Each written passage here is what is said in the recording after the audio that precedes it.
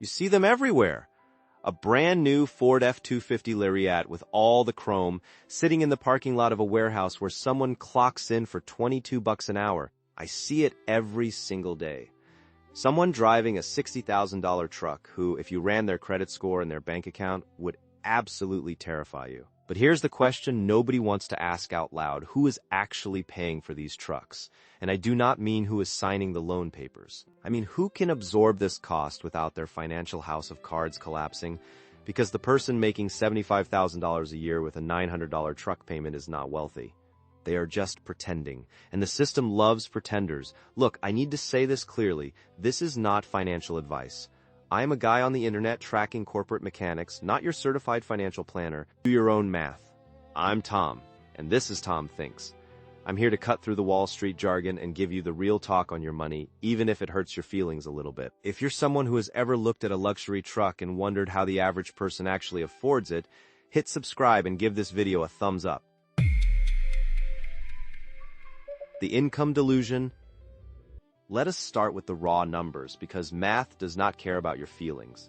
The average price of a new full-size pickup truck in 2026 hovers right around $58,000. Some of these luxury trims push past $80,000 or even $90,000. Now, conventional wisdom says you should not spend more than 10 to 15% of your gross income on a vehicle payment. That means if you want a $60,000 truck financed over 72 months at around 7% interest, your monthly payment lands somewhere near $1,020. To keep that payment at or below 15% of your gross monthly income, you need to be making at least $81,600 per year. But here's where the math gets ugly. Most people are not following that rule.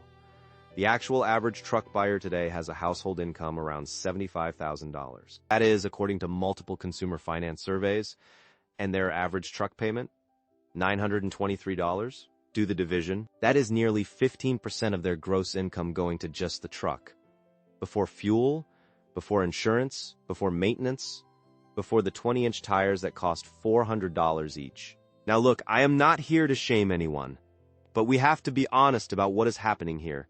The person buying this truck is not the person who can afford it. They are the person who can get approved for it. And there is a massive difference between those two things. The banks do not care if you eat ramen for 3 years. They care if you make the first 6 payments. After that, they have already packaged your loan and sold it to a pension fund somewhere. This is the first layer of the trap. You look at the truck, you look at the payment, you tell yourself it fits, but the math says something different. And the reason you tell yourself it fits is not because of the numbers. It is because of what the truck represents. Status, capability, the illusion of having made it. But here is what most people do not realize while they are signing those papers at the dealership. The depreciation trap. The moment you drive that $60,000 truck off the lot, it loses between 20 and 30% of its value.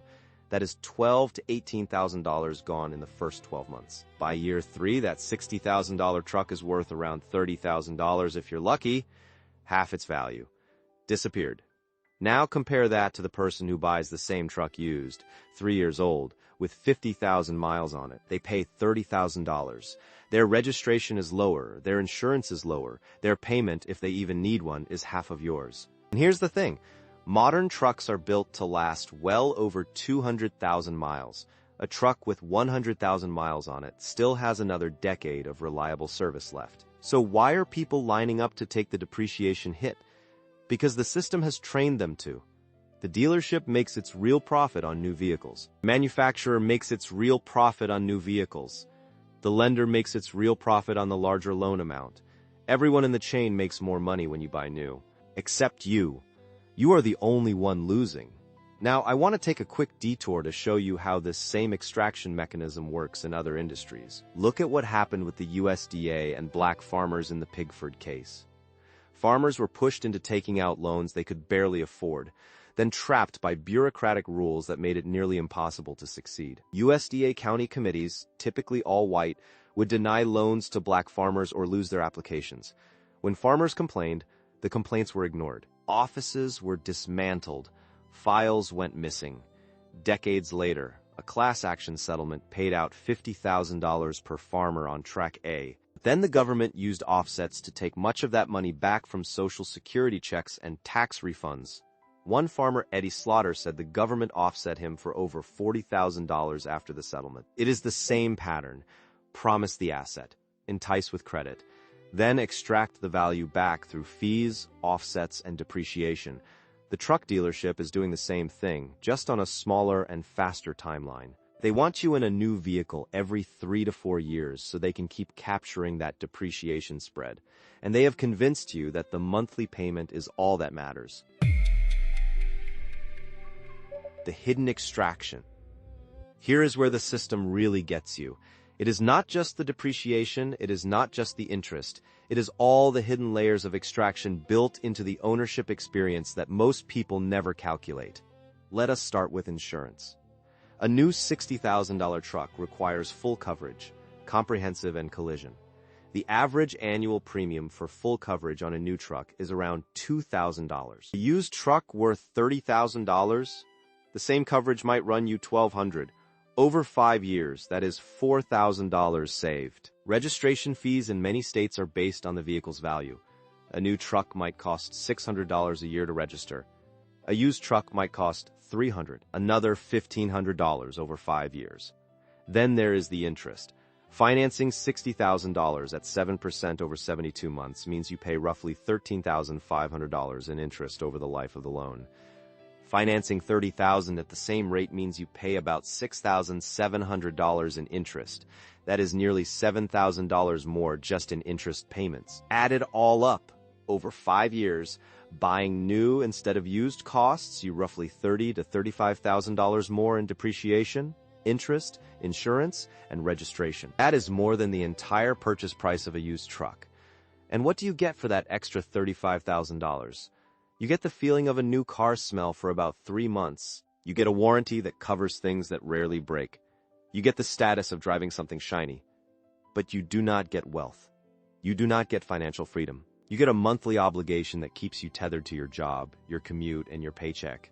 Now you might be thinking, Tom, but I need a truck for work. I need it to tow my boat, haul materials, go off-road. Fair enough. But ask yourself this. Does the work you do require a $60,000 truck, or does it require a truck? Because a well-maintained used truck for $30,000 can tow just as much, haul just as much, and go just as far off-road as a new one. The difference is not capability, it is marketing. It is the narrative that you deserve the best, that you have earned it, that you work hard so you should play hard. That narrative is designed to separate you from your money. And it works beautifully. The wealthy alternative. So what do the people who actually have money do differently? Let me introduce you to the concept of asset allocation versus consumption allocation. Wealthy people think in terms of what an asset does for their balance sheet, not what it does for their ego. A vehicle is a depreciating asset. It goes down in value over time.